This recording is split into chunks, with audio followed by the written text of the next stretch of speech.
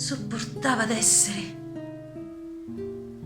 scanciata, piena chiacchierona e a demina avventure.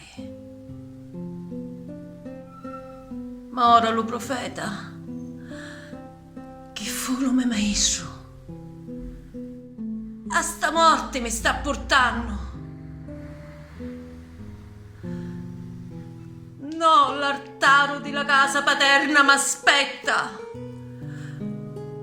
ma lo zucco dello boia. Ma nuauce, non muremo non vendicati. Giustiziere, sta per giungere di lontano.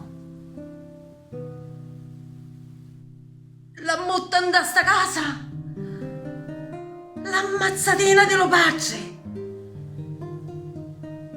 che un puta per la mano della madre. Delitto di sangue, carichete, atroce vendetta. Idro, fuggiasco, mannato lontano in esilio e oramai di ritorno,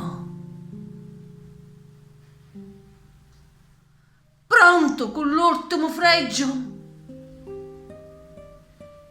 a incorniciare l'antica colpevole casa. Forte patto girai con le dee, la mutta allo gesto supplicante dello pacce stennecchiato in terra.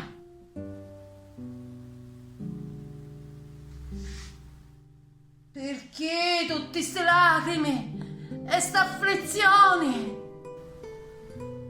Non vede la città di Elio distrutta? E per volere delle dei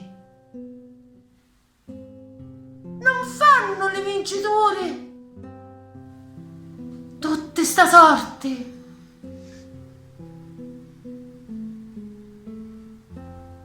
Pure io mi metto in brucindo di morire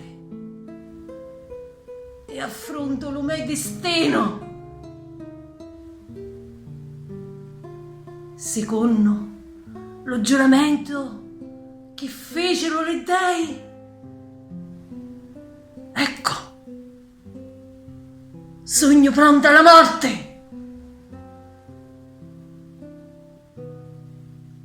E ora addio, mia porta di lade, ti saluto.